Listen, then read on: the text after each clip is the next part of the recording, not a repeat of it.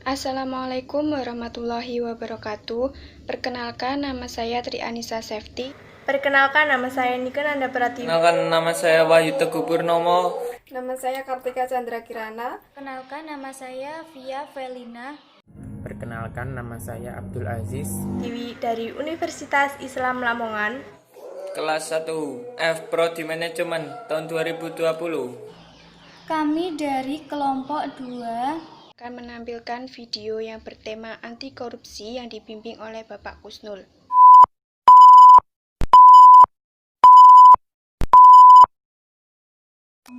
Yang paling bahaya dari korupsi, rakyat tidak percaya pemimpinnya sendiri. Negara digerogoti dari dalam, dihancurkan dengan diam-diam. Dari atas panggung bicara manis-manis, di bawah meja menghisap sampai habis. Koruptor tak pernah kehabisan cara, jurus-jurus baru terus mengemuka. Saat KPK sulit untuk dibeli, pilihannya adalah dikebiri. Ketika pengadilan tipikor sulit diakali, pra-peradilan lalu jadi solusi. Papa itu memang luar biasa. Dibikinnya semua geleng-geleng kepala. Walau kita sebenarnya tidak benar-benar terkejut, kepercayaan publik sudah lama menciut. Teriaklah jika hanya itu yang bisa dilakukan, sembari terus merapatkan barisan. Semoga kita diberkahi nafas yang panjang, hingga kemenangan benar-benar menjelang. Apa itu korupsi? Kata korupsi berasal dari bahasa Latin, corruption yang artinya busuk, menggoyahkan, memutarbalikkan, atau menggoyak. Maka dari itu, korupsi merupakan perbuatan curang yang merugikan negara dan masyarakat luas dengan berbagai macam. Apa saja dampak korupsi? 1. Dampak ekonomi. Contohnya, melambatnya pertumbuhan ekonomi, kualitas barang rendah, peningkatan utang negara. Dampak sosial. Contohnya, tingginya harga layanan, melibatnya pemberantasan kemiskinan, akses masyarakat terbatas. 3. Dampak terhadap politis dan demokrasi. Contohnya, munculnya kepemimpinan yang koruptor, hilangnya kepercayaan publik, memperkuat sistem publik, kehancuran kedaulatan rakyat. 4. Dampak terhadap penegak hukum. Contohnya, fungsi pemerintah tidak berjalan dengan baik, masyarakat kehilangan kepercayaan. 5. Dampak terhadap pertahanan dan keamanan. Contohnya, lemahnya SDA, lemahnya garis negara, dan kekerasan yang lebih kuat di masyarakat. 6. Dampak terhadap lingkungan. Contohnya, penurunan kualitas lingkungan dan menurunnya kualitas hidup. Contoh dampak dan kasus lain. 1. Merugikan keuangan negara, penyalahgunaan wewenang jabatan, atau melanggar kepentingan umum termasuk tindak korupsi karena merugikan kepentingan negara. Misalnya, mobil dinas yang digunakan untuk kepentingan pekerjaan pejabat negara justru digunakan untuk kepentingan pribadi atau kepentingan keluarga. 2 adalah suap menyuap. Kasus suap bisa dikatakan populer atau yang sering terjadi di sekitar kita. Suap biasanya dilakukan sebagai upaya untuk memuluskan kebutuhan si penyuap dengan cara memberi uang. Contoh kasus suap yang kita temui di jalan adalah si pelanggar lalu lintas memberi sebuah uang kepada polisi untuk menghindari hukuman. Yang ketiga, penggelapan dalam jabatan. Pelaku tindak korupsi ini adalah mereka yang memiliki jabatan tertentu yang melakukan penggelapan uang atau dokumen berharga lainnya yang menguntungkan bagi negara. Contoh kecil yang sering terjadi di sekitar kita adalah kwitansi kosong agar nominal uang di dalamnya dapat direkayasa oleh si pelaku.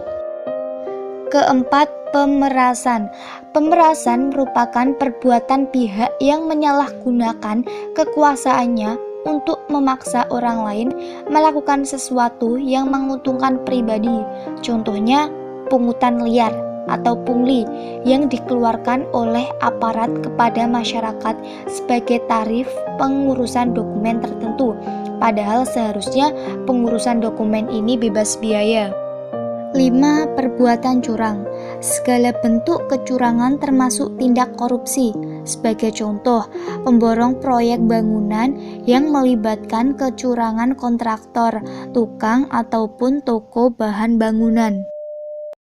Contoh kasus korupsi di tengah pandemi.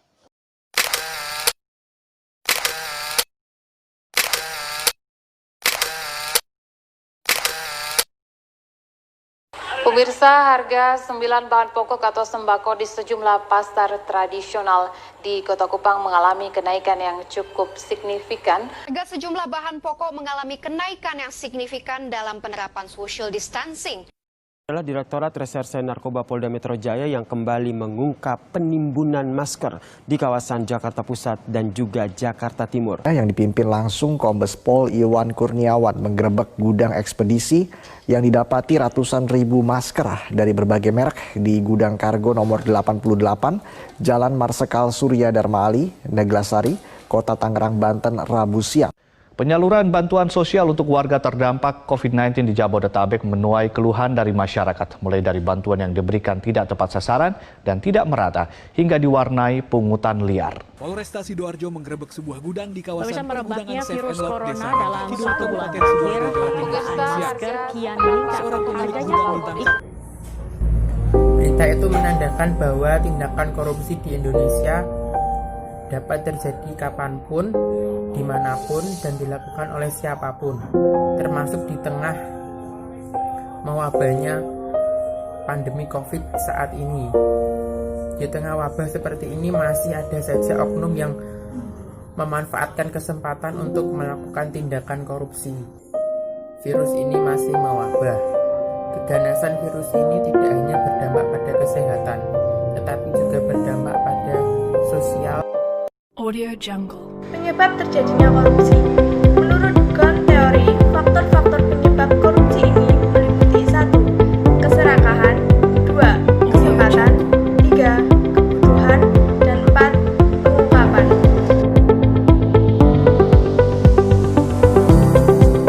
Pendapat lain menyebutkan bahwa korupsi bisa terjadi karena terpaksa, memaksa, dan dipaksa. Bagaimana cara upaya kita mencegah tindakan korupsi? Bagaimana nasib negara kita nanti sudah banyak bibit koruptor di negara kita?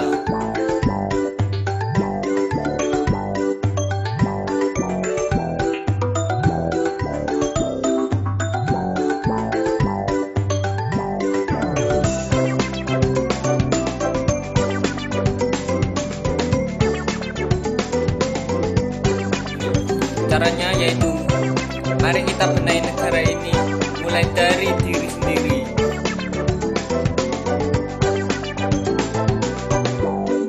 Sejak dini, tanamkan nilai anti korupsi. Sifat-sifat yang bisa menjauhkan kita dari korupsi yaitu jujur,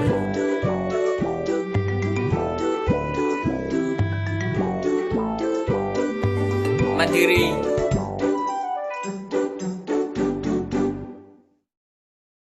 peduli,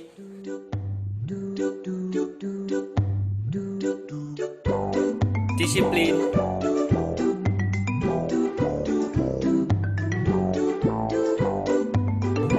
tanggung jawab,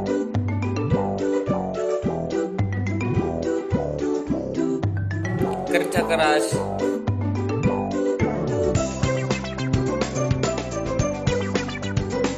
sederhana,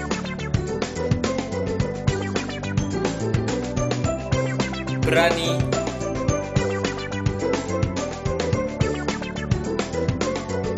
adil. Katakan tidak pada korupsi, kolusi, dan nepotisme.